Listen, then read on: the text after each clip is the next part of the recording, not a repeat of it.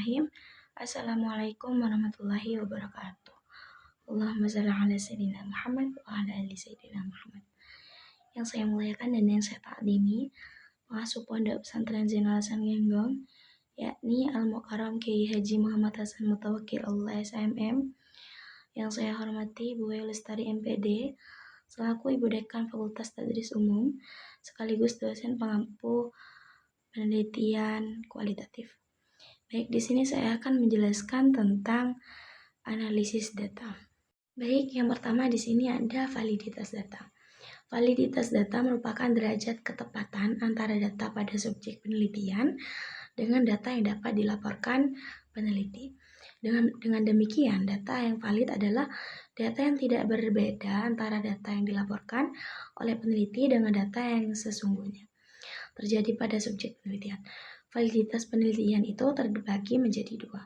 Yang pertama, validitas internal, yaitu validitas yang berkaitan dengan derajat akurasi desain penelitian dengan hasil yang dicapai. Kalau dalam desain penelitian dirancang untuk peneliti partisipasi anggota kelompok tani, maka data yang diperoleh seharusnya adalah data yang akurat tentang partisipasi anggota kelompok tani. Penelitian menjadi tidak valid apabila yang ditemukan adalah motivasi anggota kelompok tani.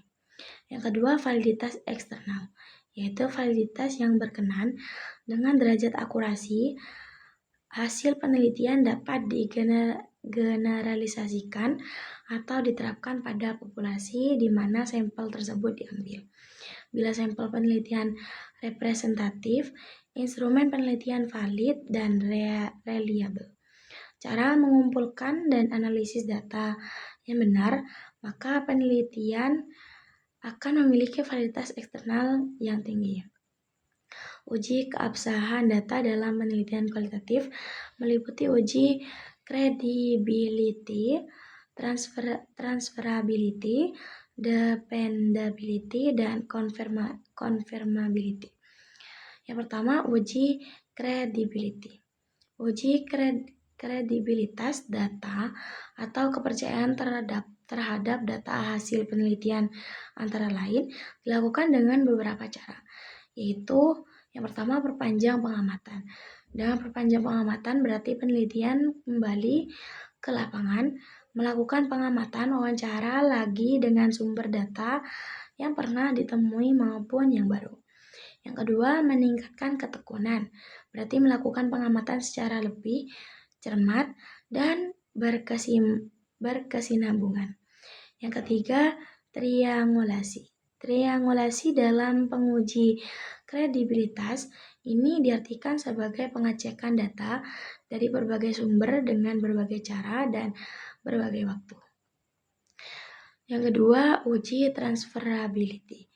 Transferability yang merupakan validitas eksternal yang berkaitan dengan derajat kesepakatan atau diterapkan hasil penelitian ke populasi di mana sampel tersebut diambil. Nilai transfer ini berkaitan dengan pertanyaan hingga mana hasil penelitian dapat diterapkan atau digunakan dalam situasi lain.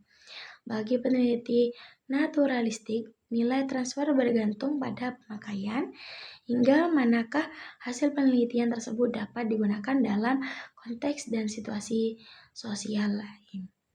Penelitian sendiri tidak menjamin validitas eksternal uji ini. Yang ketiga ada uji dependability. Dalam penelitian kualitatif, uji dependability ini dilakukan dengan melakukan audit terhadap keseluruhan proses penelitian. Sering terjadi peneliti tidak melakukan proses penelitian ke lapangan, tetapi bisa memberi data. Penelitian seperti ini perlu diuji dependability-nya. Yang keempat, uji confirmability. Pengujian confirmability dalam meneliti kualitatif mirip dengan uji dependability, sehingga pengujian dapat dilakukan secara bersamaan. Menguji confirmability berarti menguji hasil penelitian dikaitkan dengan proses yang dilakukan. Bila hasil penelitian merupakan fungsi dari proses penelitian yang dilakukan, maka penelitian telah memenuhi standar confirmability. Dalam penelitian, jangan sampai proses tidak ada, tetapi hasilnya ada. Lanjut, di sini ada proses analisis data kualitatif. Ada perbedaan berdasarkan baik dalam proses maupun dalam teknik analisis kualitatif dengan analisis kuantitatif.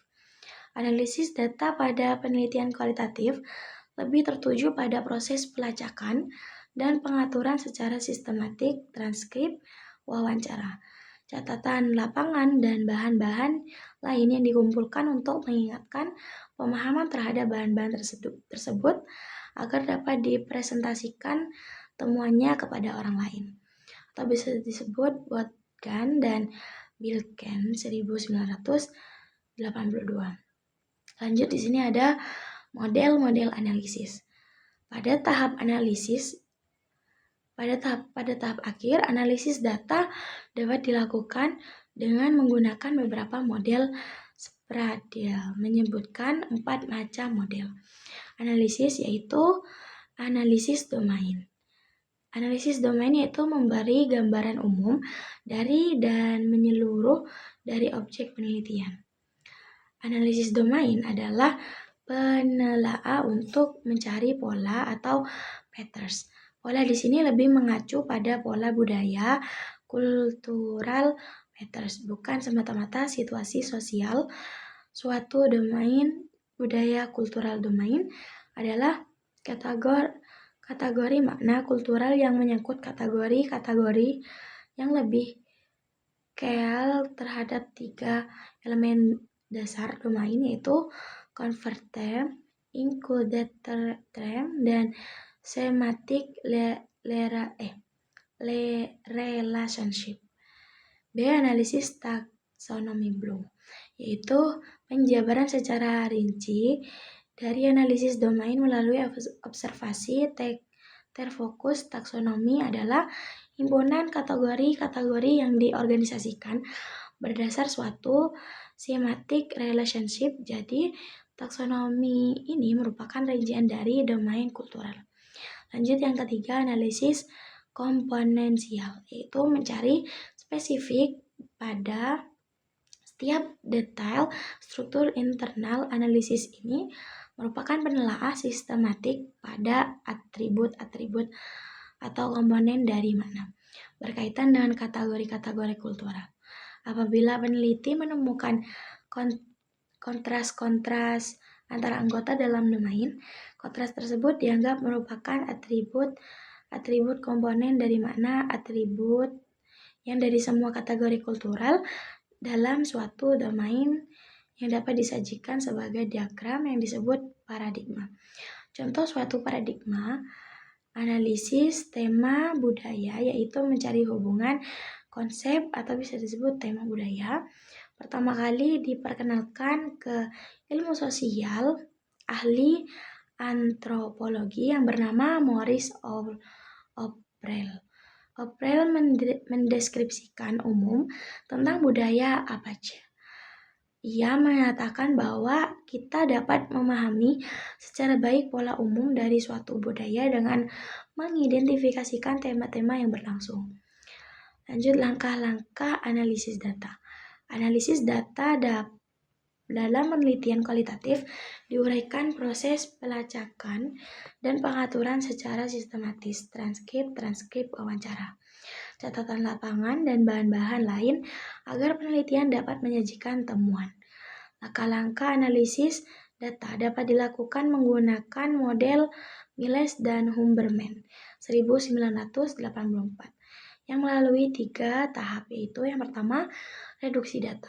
Merupakan suatu proses pemilihan, pemusatan perhatian, pengabstraksian, dan pentransformasian data kasar dalam lapangan. Fungsi reduksi data untuk menajamkan, menggolongkan, mengarahkan, membuang yang tidak perlu, dan mengorganisasikan sehingga interpretasi bisa ditarik. Yang kedua, penyajian data. Pada data ini, penelitian banyak terlibat dalam kegiatan penyajian atau penampilan display dari data yang dikumpulkan dan analisis sebelumnya. Penyajian data merupakan kegiatan penyajian sekumpulan informasi yang tersusun, memberi kemungkinan untuk menarik kesimpulan dan mengambil tindakan. Yang ketiga, menarik kesimpulan atau verifikasi. Penarikan kesimpulan hanyalah sebagai dari satu kegiatan yang konfigurasi yang utuh. Kesimpulan-kesimpulan juga diverifikasi selama penelitian berlangsung. Baik, cukup sekian presentasi dari saya. Apabila ada salah kata atau salah dalam menjelaskan, mohon maaf yang sebesar-besarnya. Wabillahi taufiq wal hidayah. Wassalamualaikum warahmatullahi wabarakatuh.